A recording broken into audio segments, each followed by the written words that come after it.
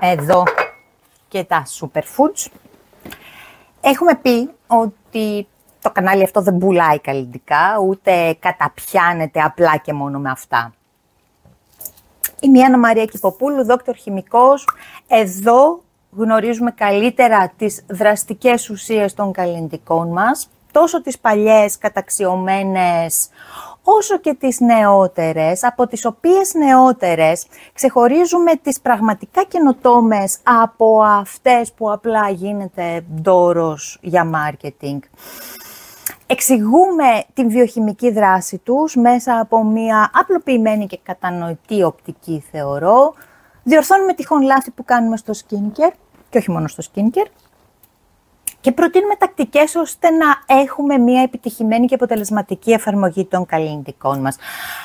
Αν βρίσκεται ενδιαφέρον σε αυτά, θα χαρώ να κάνετε like και εγγραφή στο κανάλι.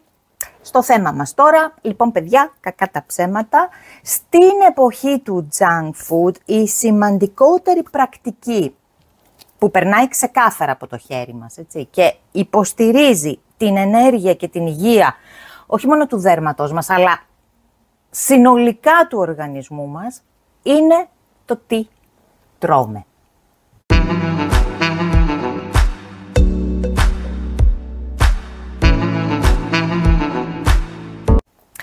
Λοιπόν, έχω εδώ 3 υπερτροφές που καταναλώνω αυτήν την περίοδο, μεταξύ άλλων, γιατί όπως είπαμε και στο προηγούμενο βίντεο πρέπει να λαμβάνουμε ποικιλία αντιοξυδοτικών. Έχω αναφέρει αρκετά αντιοξυδοτικά τρόφιμα και στο πρώτο βίντεο. Είχαμε μιλήσει για κουρκουμά, για πράσινο τσάι, berries και πολλά ακόμα. Εδώ θέλω να συμπληρώσω με επιπλέον 3.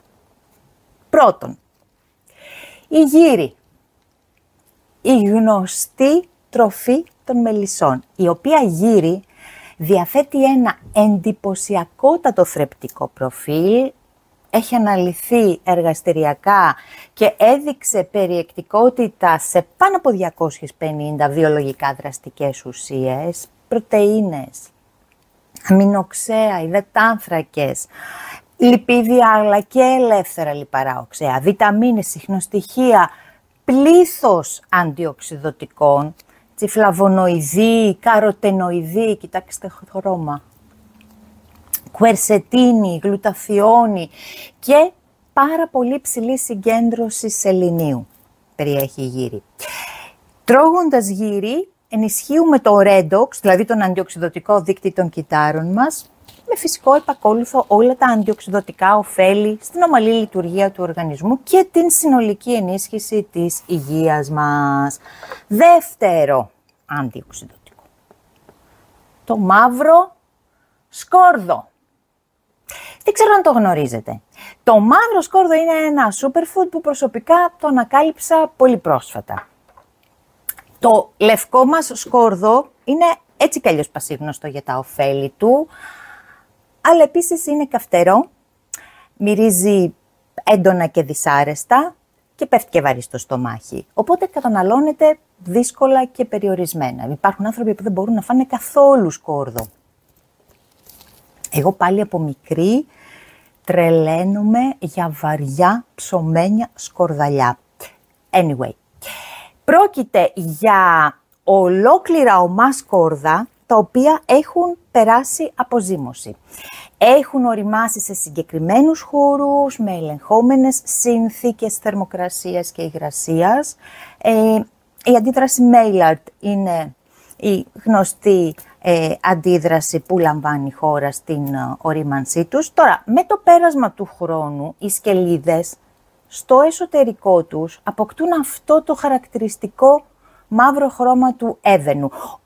Όχι γιατί μπαίνουν συντηρητικά πρόσθετα και ούτε γίνεται κανένα μαγείρεμα. Το μαύρο χρώμα οφείλεται στα σάκχαρα και τα αμινοξέα του σκόρδου που κατά τη διάρκεια της ορίμανσης παράγουν μελανοειδίνη. Εκτός από το χρώμα, αλλάζει και η υφή και η γεύση του. Η σκελίδα του μαύρου σκόρδου γίνεται μαλακιά, κρεμώδης, πιο λιπαρή και γλυκιά. Δηλαδή όχι ακριβώς γλυκιά. Θα το περιέγραφα σαν βουτυράτο σαρκώδη καρπό με αλμυρογλυκό νοστιμιά.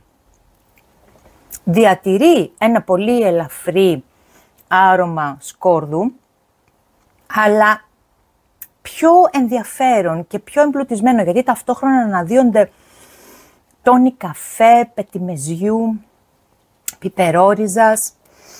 Διαβάζω, στην Ασία η γεύση του περιγράφεται ως umami, που στα Ιαπωνέζικα σημαίνει η ουσία της νοστιμιάς. Τώρα, πέρα από τα Ιαπωνέζικα, εγώ ως χημικός θα σας πω ότι η γεύση του μου μοιάζει πάρα πολύ στο γλουταμινικό μονονάτριο, το οποίο μπαίνει, μπορεί να το έχετε ακούσει, γιατί μπαίνει σαν πρόσθετο νοστιμιάς σε πάρα πολλά τρόφιμα. Τώρα, για την προέλευση του μαύρου σκόρδου υπάρχουν διάφορες εκδοχές. Υποστηρίζεται ότι η παρασκευή του βασίζεται σε αρχαίες ασιατικές συνταγές, οι οποίες σύν το χρόνο έχουν τροποποιηθεί από τους σύγχρονους καλλιεργητές. Οικογένειες στην Ιαπωνία και την Κορέα ισχυρίζονται ότι παρασκευάζουν και χρησιμοποιούν μαύρο σκόρδο παραδοσιακά εδώ και αιώνες. Πάντως, πριν περάσει στις κουζίνες, σε Ταϊλάνδη, Κορέα και άλλες ασιατικές χώρες, είχε φαρμακευτική χρήση. Και αυτή έτσι η ιδιαίτερη και ωραία γεύση του το έκανε πιο εύκολο στην κατανάλωση. Οι μύθοι των Ταοιστών λένε πως το μαύρο σκόρδο χαρίζει όχι μόνο μακροζωία, αλλά και αθανασία.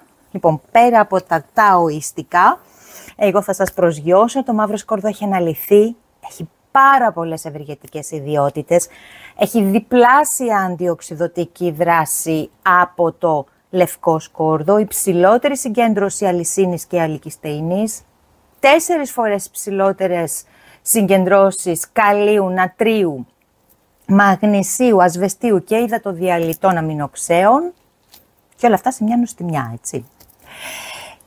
Καλά, αν δεν τα γνωρίζετε ήδη, τι να πω, ρωτήστε το γιατρό σας για τη βοήθεια του λευκού σκόρδου σε λοιμώξεις, καρδιαγγειακά, αρτηριακή πίεση, αντιφλεγμονώδη δράση, ζάχαρο, αλτσχάιμερ, αρθρίτιδες, πολλές άλλες χρόνιες παθήσεις, και πολλαπλασιάστε την απόδοση του μαύρου σκόρδου εναντίον όλων αυτών.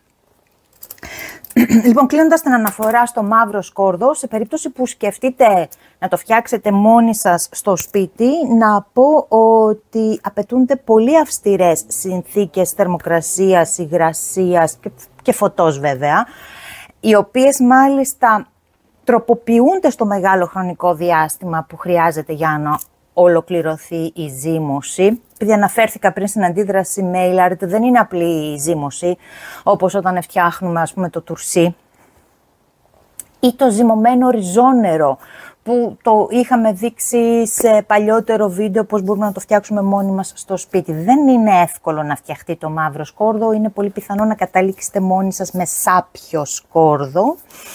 Τώρα, αν κάποιος το έχει φτιάξει, εννοείται, ας μου γράψει κάτω στα σχόλια, με ενδιαφέρει πάρα πολύ ο τρόπος. Προσωπικά το αγοράζω, γενικά το βρίσκεις εύκολα στην αγορά, στα καταστήματα. Και τρίτο superfood.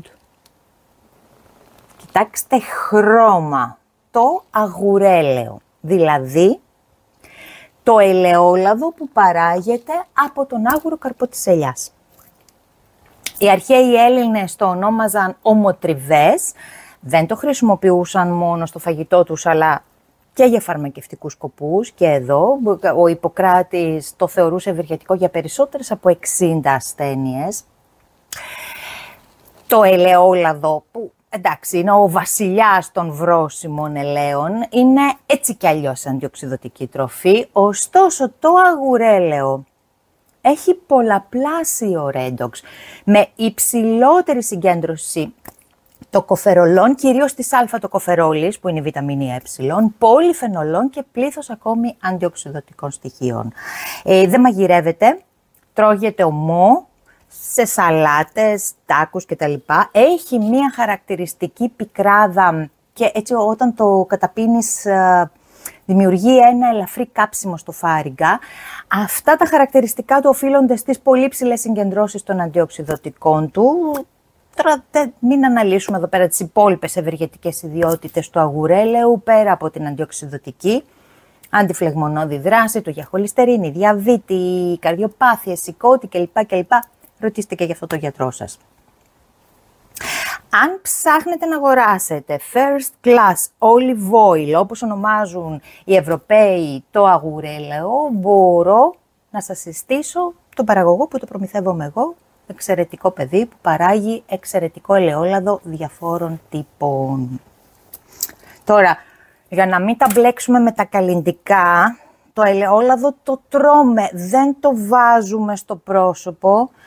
Παρακαλώ θερμά αδιαφορήστε σε διαφημιστικά διαφόρων, έχω δει και της υπερκαλονής και συνομήλικης Τζένιφερ Λόπες, αλλά και άλλων, ότι διατηρούνται έτσι με κάποια καλλυντικά που περιέχουν ελαιόλαδο. Δεν ξέρω, το ελαιόλαδο στο Hollywood μπορεί να φαντάζει εξωτικό, ωστόσο είναι έλαιο παχύ και φαγεσορογόνο. Στην κλίμακα φαγεσορογόνου δράσης που μετράει από 0 το minimum έως 5 το maximum, το ελαιόλαδο έχει δείκτη 4. Που σημαίνει ότι σε κανονικά, ακόμα χειρότερο μεικτά δέρματα, και δεν το συζητάω καν σε λιπαρά, θα φράξει τους σπόρους, θα δημιουργήσει σπηριά και θα εξωθήσει σε breakouts. Ίσως μόνο σε εξαιρετικά ξηρά δέρματα θα μπορούσε να σταθεί το ελαιόλαδο χωρίς να δημιουργήσει πρόβλημα. Πέραν τούτου, όχι στο πρόσωπο. Έχουμε και δουλεύουμε στα καλλυντικά με εξαιρετικά έλαια, κατάλληλα κοσμετολογικά που δεν βαραίνουν, δεν είναι φαγεσορογόνα, δεν δημιουργούν κανένα πρόβλημα σε κανέναν τύπο επιδερμίδας. Ναι, και επίσης μην ακούω, αχ, ελαιόλαδο έβαζε η προγιαγιά μου, η θεία μου, η ξέρω εγώ τριτοξαδέρφη μου και το δέρμα τους ήταν μια χαρά, γιατί το τι έχει βάλει ο κόσμος κατά καιρούς στο δέρμα του, θεωρώντας ότι είναι ok και κάνει και καλό κιόλας, εντάξει, είναι αντικείμενο συζήτησης άλλου βίντεο. Λοιπόν, κλείνουμε. Δεν δαιμονοποιούμε τις ελεύθερες ρίζες. Και που μιλάει η επιστήμη, οι δαίμονες δεν έχουν καμία θέση. Ξέρουμε τι είναι οι ελεύθερες ρίζες, από πού προέρχονται και πώς τις αντιμετωπίζουμε.